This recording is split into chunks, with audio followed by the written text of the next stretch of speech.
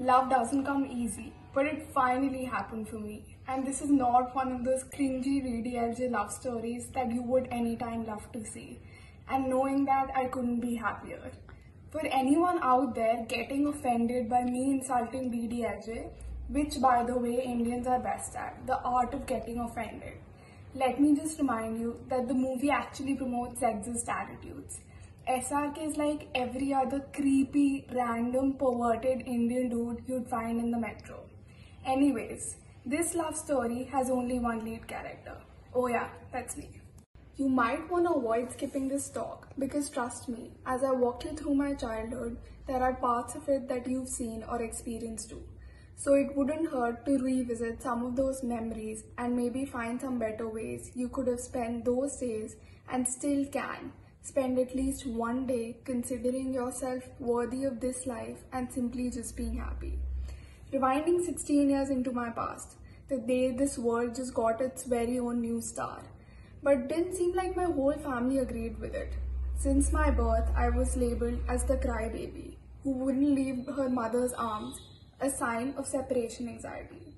This type of anxiety develops when you have an insecure attachment style with your parents. The founding father of attachment theory described attachment as an emotional bond that impacts your behavior from the cradle to the grave. Unrealistic parental expectations and emotional abuse teach the child that her environment is not a safe place and that the people she encounters cannot be trusted. As a consequence, this insecure attachment style leads to serious difficulties in handling work relationships, romantic relationships, and even friendships later on in life.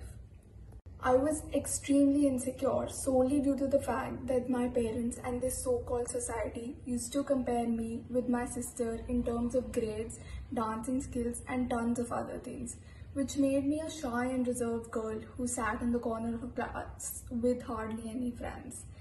This shyness hung on to me for a little while until I sought help from our school counselor, and she told me to focus on my positives and not compare myself with anyone else because everyone has their own strengths and shortcomings. This kept me going on for a little while, but don't you remember those fights with your parents which start with certain disagreements but then come to a point where you say, "Mom and Dad, you don't love me, I know I'm adopted." So I used to have a lot of these fights with my parents, and the next thing I know is that I'm sitting with my diary making plans of how I could run away from home. Now clearly none of them worked because right now I'm sitting at my home shooting this video. Something crazy did happen, one of the most horrific incidents of my life. Actually, it was kind of fun. One day, as I had one of those extreme fights with my parents, I stormed out of the room and walked away, determined to never return. My parents had gone out for some time that day, but my sister saw me and she followed me and dragged me back home. Some of you might be thinking that this was a right decision or one of the best decisions of her life, right? For those of you out there, I just want to say that you haven't met her and you haven't had to live with her under the same roof for 16 years, so I know better. And secondly, for all you know, I could have miraculously landed in Mumbai and the Ambanis could have adopted me. Right now, I could have owned some stake in Reliance Jio, or I could have had one of the biggest bungalows in Mumbai under my name. Okay, I'm kidding. I don't think Mukesh Ambani could ever share any of his wealth or property. But all jokes aside, this is a serious problem in teenagers, their tendency to run away from home. And I'm sure this thought has crossed the minds of thousands of teenagers at some point in life. So if your child ever tried to run away from home or maybe has come back, then you can follow a simple process I like to call search.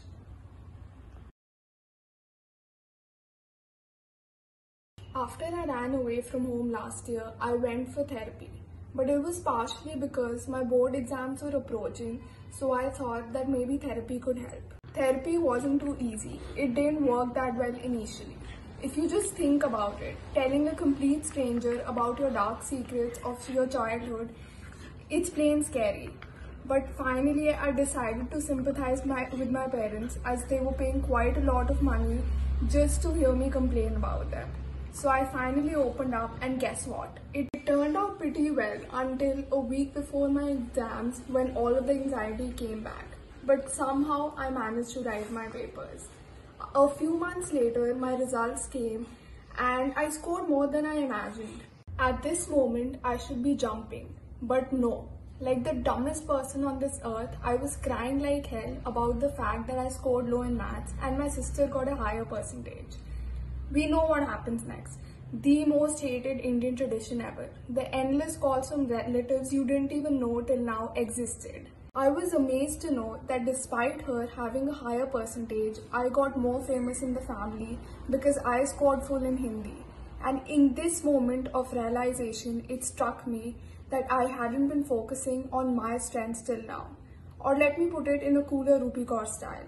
How do I shake this envy when I see you doing so well? Sister, how do I love myself enough to know that your accomplishments are not my failures? Love always wins. Aren't they the most beautiful pearls of wisdom to be known? But sometimes love loses too, with these barriers of self-doubt and societal judgment that we create and consciously condone. Remove these barriers or you'll miss the ship to one of the most wonderful journeys of life, loving yourself. Once you begin sailing through oceans of happiness, waiting to be sunk in, waiting to get high on dopamine while experiencing the ebb and flow of adrenaline. Every time you feel lost, remember you're early in the process. You can start by taking slightly less amount of stress, forget what society says, and redefine success. The minute that fear of judgment inside of you ends, that's when your life begins. You're simply a human being and you're doing the best you can. Other people are simply sailors, but you're leading this caravan. Hey, don't ever forget, this is your ship and you are the captain. Just so you know, if you feel like it's ever going too fast or it's too much to handle, you can simply sit back, relax, and let life happen. No one has a perfect childhood. We need to forgive our parents because we put them on a pedestal, seeing them as people who always make the right decisions. But it would be so much easier to see them as normal human beings who make mistakes, because that's just part of human nature. Don't fantasize on this idea of a perfect family shown in utterly ridiculous Bollywood films like Hum Aapke Hain Kaun. So every time you have a fight with your parents, you don't think that you have a broken or dysfunctional family, since it's too subjective. We all perceive the meaning of a perfect family differently. According to me, we're a family not because we're connected by blood, but just because there's a lot of unconditional love. The love you get when you return home, the love you get when you cried for hours and you felt alone, the love which was there when you felt like you had nothing, and which will be there when you work extremely hard to gain everything you ever wanted, and to the point where you feel like you lost everything you ever had, only to realize that you've lost nothing because you've always had them. Your parents, your siblings, your family. My feet are sore from walking all night long. No direction when there's nowhere to go. Empty picture frames of times long gone. And on the echoes of the stories we told. If you put on my shoes, walk a mile or two, till your eyes open wider than they used to. Then I will meet you there, where the air